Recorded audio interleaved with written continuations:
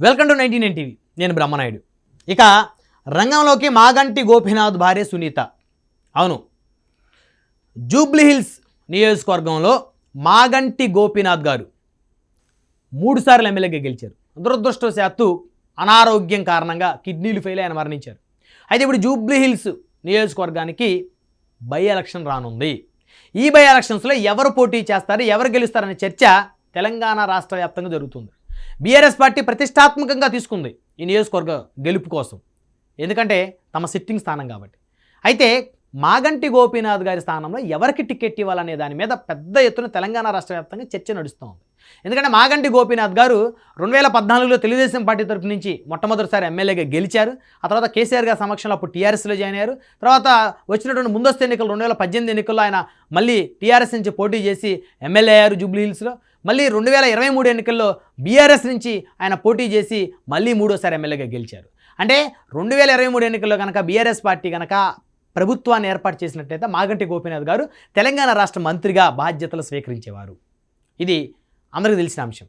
అయితే దురదృష్టవశాత్తు మాగంటి గోపీనాథ్ గారు మరణించారు. తర్వాత ఆయన స్థానాన్ని భర్తీ చేసే నాయకుడు ఎవరు అని చెప్పేసి జూబ్లీహిల్స్ నియోజకవర్గంలోని బస్తీలో ఉన్నటువంటి ప్రజానీకం అంతా కూడా పెద్ద ఎత్తున బాధపడుతున్న తరుణంలో నేనున్నానంటూ ముందుకు వచ్చారు మాగంటి గోపీనాథ్ గారి భార్య మాగంటి సునీత గారు. ఆవిడ గత 4 రోజుల నుంచి కూడా జూబ్లీహిల్స్ నియోజకవర్గంలో పర్యటనలు చేస్తూ ఉన్నారు. జూబ్లీహిల్స్ నియోజకవర్గంలో బోరబండ ప్రాంతంలో ఎవరైతే ఇటీవల కాలంలో ఆత్మహత్య చేసుకొని చనిపోయినటువంటి బీఆర్ఎస్ పార్టీ బోరబండ డివిజన్ నాయకుడు ఎవరైతే సర్దార్ ఉన్నారో సర్దార్ గారి కుటుంబ సభ్యుల్ని సునీత గారు పరామర్శించి వారిని ఓదార్చారు. అయితే సర్దార్ చనిపోయిన తర్వాత ఆ యొక్క బాధని తట్టుకోలేక, తన ప్రధాన అనుచరుడు సర్దార్ బాధని దిగమింగుకోలేక మాగంటి గోపీనాథ్ గారు ఇంకా తీవ్రమైనటువంటి అనారోగ్యానికి గురై ఆయన చనిపోయారని చెప్పేసి జూబ్లీహిల్స్ వ్యాప్తంగా కూడా ఆయన అభిమానులు అనుచరులు చెప్తా ఉన్న పరిస్థితి ఉంది. అయితే సర్దార్ కుటుంబ సభ్యుల్ని మాగంటి సునీత గారు పరామర్శించి బోరబండ డివిజన్ మొత్తం కూడా ఆవిడ ప్రజలతోటి మమేకమైన పరిస్థితి ఉంది. బీఆర్ఎస్ పార్టీ శ్రేణులతోటి, అదేవిధంగా మాగంటి గోపీనాథ్ గారు అనుచరులు, ఆయన అభిమానులతోటి. బోరబండే కాకుండా జూబ్లీహిల్స్ నియోజకవర్గంలో మరికొన్ని ప్రాంతాల్లో మాగంటి గోపీనాథ్ గారికి నివాళులు అర్పిస్తూ కొంతమంది బీఆర్ఎస్ పార్టీ శ్రేణులు అక్కడక్కడ కొన్ని కార్యక్రమాలు ఏర్పాటు చేస్తున్నారు.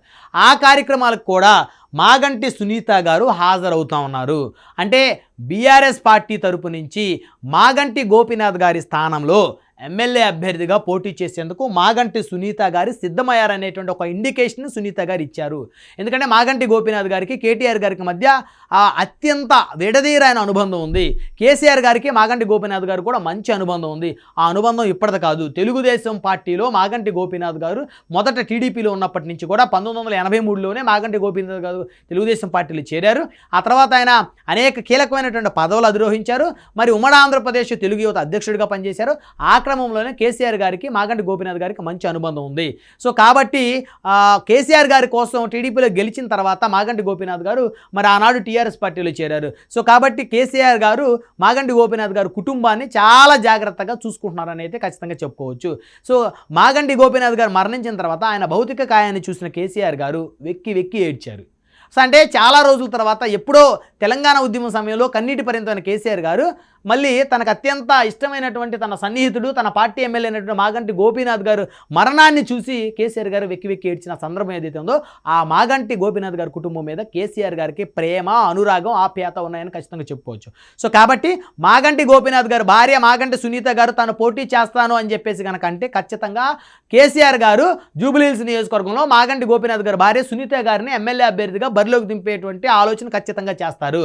సో చేస్తారనేటువంటి ఆలోచన ఉన్నటువంటి మాగంటి సునీత గారు మరి ఇప్పటికే తాను సిద్ధంగా ఉన్నాను, తన భర్త ఆశయాలను తాను ముందుకు తీసుకువెళ్ళడానికి తాను సిద్ధంగా ఉన్నాననేటువంటి ఒక ఇండికేషన్ ఇవ్వటం కోసం బోరబండలో ఇటీవల కాలంలో చనిపోయినటువంటి తన భర్తకు అనుచరుడైనటువంటి సర్దార్ అనేటువంటి బీఆర్ఎస్ నాయకుడు కుటుంబాన్ని పరామర్శించారు మాగంటి సునీత గారు.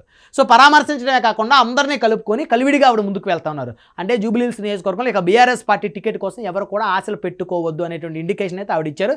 మరి బీఆర్ఎస్ పార్టీ కనుక ఆవిడకి టికెట్ ఇస్తే గెలిచే అవకాశాలు ఏ మేరకు ఉంటాయి అనే దాని మీద కూడా బీఆర్ఎస్ పార్టీ ఇప్పటికీ అనేక సర్వేలు కూడా నిర్వహిస్తుందని అయితే తెలుస్తోంది.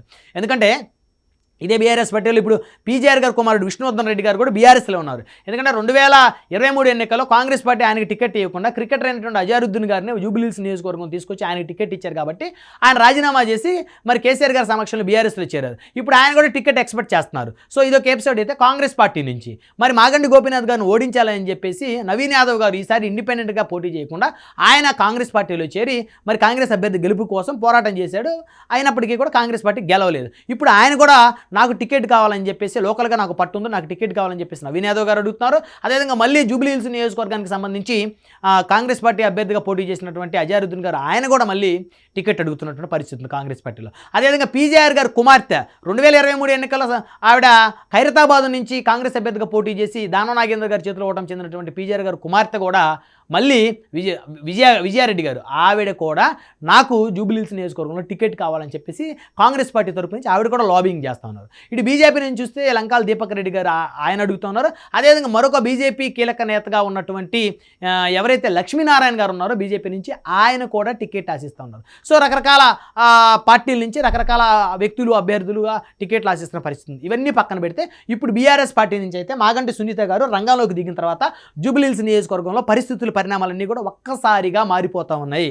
మాగంటి గోపీనాథ్ గారికి ప్రజాబలం అయితే ఖచ్చితంగా జూబ్లీహిల్స్ నియోజకవర్గంలో బలంగా ఉందని చెప్పుకోవచ్చు. అదేవిధంగా సెటిలర్స్ ఓట్లు, ప్రత్యేకించి సెటిలర్స్ ఓట్లే జూబ్లీహిల్స్ నియోజకవర్గంలో కీలకం. సో సెటిలర్స్ ఓట్లు చాలా వరకు జూబ్లీహిల్స్ నియోజకవర్గంలో ఉన్నాయి.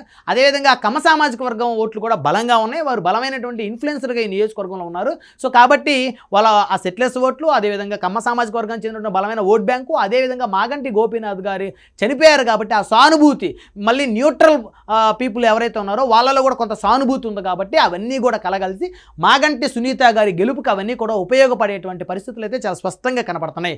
సో కాబట్టి మరి మాగంటి సునీత గారిని బీఆర్ఎస్ పార్టీ ఏ మేరకు ఆవిడకి టికెట్ ఇచ్చి ఆవిడని రంగంలోకి దింపుతుంది అనేటువంటి అంశాలు చూడాలంటే ఖచ్చితంగా కొన్ని రోజులు వెయిట్ చేయాల్సిందే. ఒకటైతే క్లియర్గా మనం చెప్పుకోవచ్చు, మాగంటి గోపీనాథ్ గారి భార్య మాగంటి సునీత గారు రంగంలోకి దిగిపోయారు. చక్క నియోజకవర్గంలో అనేక మంది కార్యకర్తలను కలిసేటువంటి కార్యక్రమం చేస్తూ ఉన్నారు. తన భర్తకి నివాళులు అర్పించేటువంటి కార్యక్రమంలో భాగంగా నియోజకవర్గంలో అనేక డివిజన్లో చాలామంది నాయకులు మరి సంతాప సభలు పెట్టినటువంటి కార్యక్రమంలో భాగంగా ఆ సంతాప సభలకు హాజరవుతూ వారందరినీ కలుస్తూ వారందరితో మాట్లాడుతూ వారందరికీ నేనున్నానని ధైర్యం చెప్తూ మాగంటి సునీత గారు ముందుకు వెళ్తున్నారు. కాబట్టి మాగంటి గోపీనాథ్ గారి భార్య సునీత గారు జూబ్లీహిల్స్ నియోజకవర్గానికి సంబంధించి బీఆర్ఎస్ పార్టీ అభ్యర్థి రేసులో ఉన్నారని అయితే ఖచ్చితంగా చెప్పుకోవచ్చు.